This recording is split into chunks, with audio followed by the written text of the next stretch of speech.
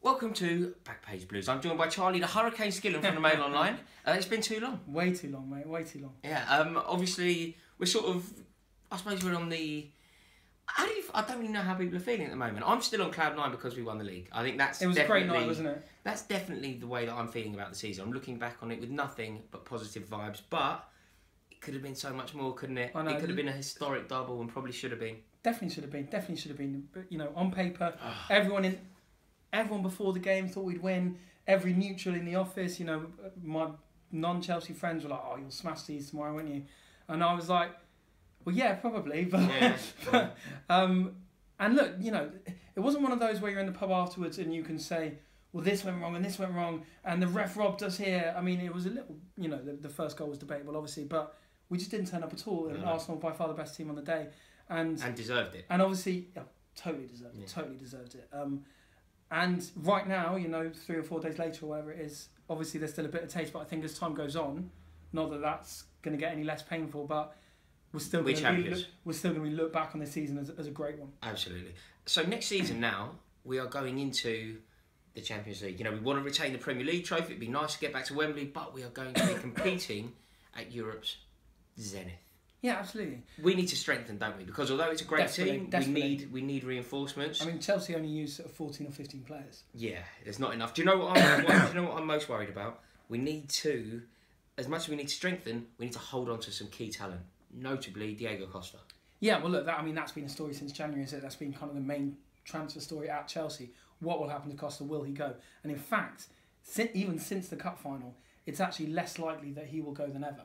Fantastic. Now, people keep talking about China. Two things. Costa recently has said he's not really interested in going to China. The second thing is they've had a bit of a change in the rules of how they do the tax and how the clubs are allowed to allocate money. I'm pretty sure you're going to see we're nearing the end of the days where they spend 600 million on Hulk or whatever, because they have to. Now the clubs have to invest in youth football and bring through Chinese players. I am so pleased because Diego Costa, some people I see, you know, giving him grief. He's such a good goal scorer. He scored so many goals. Like, I don't know any striker who's come into the club and just hit the ground running, won us 2 leagues out of 3 years he's been there. Yeah, he's just an excellent, brilliant striker. I mean, I can see people's gripes with some of his overall play, but to criticise him overall is ridiculous. I mean, over the last 3 years, he's been an absolute titan for us. And it's goal after goal after goal. Yeah. The only slight caveat here is he did say the only club he would leave Chelsea for is Atletico Madrid. Right. Now, Atletico Madrid, obviously, the story of their summer is going to be Griezmann and what happens to him. It looks very much like he's going to leave. Now, in their world, getting Costa in would be a benefit to them. Yeah, it definitely sugarcoats a bitter pill, doesn't it? It does, and Costa wants that move. You know, make no bones about it. Nothing against Chelsea, and he always makes that very clear. But that is where his heart is, not just in terms of the club, but in terms of his life and the city and what he wants to do. So that could be a slight issue. Now, coming in, obviously, there's a whole lot of talk about different strikers. The main two for me at the minute are Lukaku and Morata. Okay.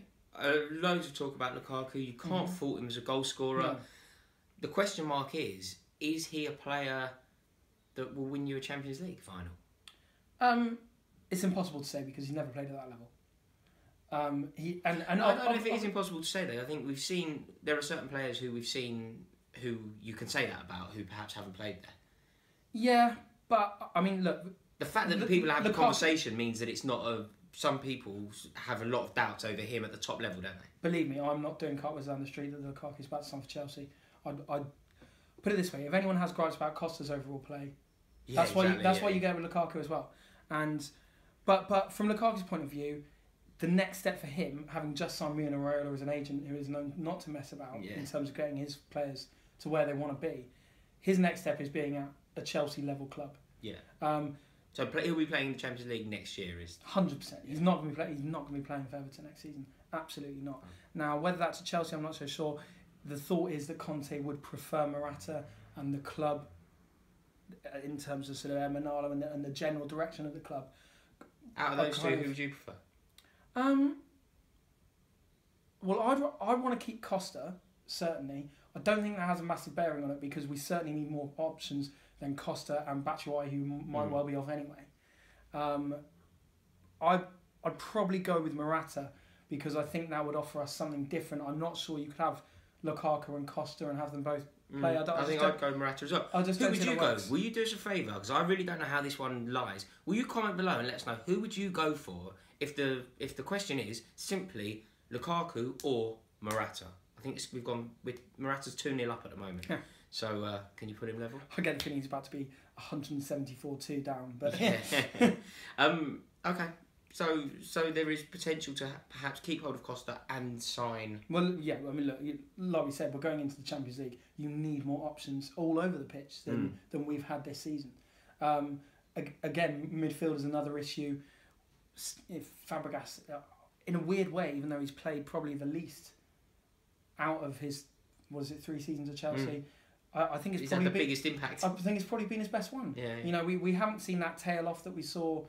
The first season we won the league, he was much the contrary, actually. He was pretty ordinary last season, as was everyone. And then this season, even though he's played less, his contribution has been amazing. But I think at his stage of his career, he's going to want to know where he stands. He's going to want to play more. So I think he could well be off. I think there's questions over Nemanja Matic's future. Now, what this does mean is that none of this is good news, especially not Fabregas. No. Like I have a far bigger problem with Fabregas leaving the club than I do Matic.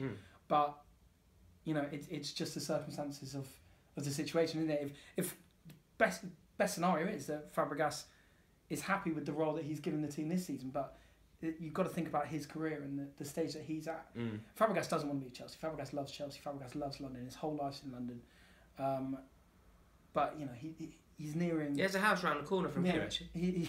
Genuinely. We're off to see him in a bit. Saw him in Waitrose once when he was playing for Arsenal. It's true. He's nearing, not the end of his career, but he's nearing the sort of final move or final stage of his career. So he needs to be knowing he's going to play. Nemanja Matic, it is certainly, he gets a lot of stitch. Matic. I think he's had some good games and some poorer games. Thought he was absolutely woeful at Wembley. It's an area of the team that we might be looking to improve. Now, in terms of who's coming in, talks for Bakayoko at Monaco. That poor Monaco side, by the way, he did so well in reaching the Champions League semi-final. Will be absolutely torn to shreds. I think they'll probably keep hold of Mbappe, who's obviously kind of their star man. But the other players, Bernardo Silva's obviously going to Manchester. Mendy, the rest all heading off. They're off. And Bakayoko looks like ours. He didn't have the best game in the world last time. Maybe a Bakayoko, Kante. Yeah, that's a similar. It's similar. It is similar. There's no question about that. I'm not saying Matic is definitely going to leave because obviously Chelsea need options. The other player that Chelsea are long-term interested in is Verratti at PSG, but you know he's going to be 50 million quid. So it's using bargain, I reckon. But it's using the resource. You know, Chelsea, as ludicrous it is to say under Roman Abramovich, Chelsea are not a go and spend 500 million quid without thinking about it club anymore. No. You know, we're not at the Man City, Man United level in terms of spending. Whether we're as wealthy as them, we probably are. But in terms of generating revenue and breaking even, Chelsea don't do that anymore. So it's not spend 50 million on him, 50 million on him. It's in terms of using resources. Where they could well end up spending 50 million is on the central defence, in the shape of Van Dijk at Southampton. Okay, excellent player. Excellent player. Again, you come down to money. I mean, privately, Southampton are pretty confident they can get a world record fee for someone that's not. World record for a defender, by the way. That they can get for a player that's not played for them since January, because obviously he's been injured. The other player Chelsea are looking at for the central defence is Boateng from Bayern Munich, who is a great player. He's obviously played in the Premier League before, not to great success with Man City, but you know he's a different player. Yeah, he's played for the German champions for 5 years. His position at Bayern is a little bit dodgy because they brought Nicolas Soule from Hoffenheim, who's a very highly rated young player, and Boateng's had his fair share of injuries. We need strengthening in defence. Christensen's coming back, which is going to be a huge deal. But I mean, I find it very hard to say that one of Azpilicueta, certainly not David Luiz or Gary Cahill, deserves to lose their place in the first team. But because Boateng wouldn't come in, or a player of Boateng's quality and calibre wouldn't come in to knowing they weren't starting, would they? No, but like Van Dijk, you don't say it all goes through. You don't break the world record for a defender and not play them. No, of course not. But again, we come back to playing on. It would be Cahill. Out of the three, Cahill's the one who loses his spot. It would be, but then you do lose. Oh, you lose a lot. For my money, you lose something with Cahill. leadership as much as anything else. Exactly, those sort of unquantifiable things like leadership and let's not forget an English spine to the team, which obviously you're losing massively. Having said that, central defence, Terry's obviously gone. I'm pretty sure Zuma's going to go on loan. Ake, they would love to keep, but Ake's been very outspoken about the fact that he wants to play, obviously, as they all do. But for his age, he's getting to a real crucial point in terms of game time. He came back, didn't have as much game time as he'd like. Obviously, played extremely well in the semi-final, and whenever Everton as well, he came on, played fantastically, but it's not enough. It's not enough. They'd love to keep him, but can't guarantee him that football. So we'll certainly see a centre half signing as well as Christensen coming back. Okay, great. I've noticed that Dom Solanke has gone to Liverpool, or he's going to Liverpool. Yeah, he's going to Liverpool. We always knew that he wasn't going to be at Chelsea next season. He's let his contract run down. Although we're going to get £3 million, I read. Is that correct? Well, the fee will be set by a tribunal. That's how these things work. Oh, I see. So because he's under a certain age, I think he's 21, and he's out of contracts, Chelsea... So because Chelsea did all the grooming process, we are entitled to... It doesn't sit well with anyone because he's been at Chelsea since he was 8.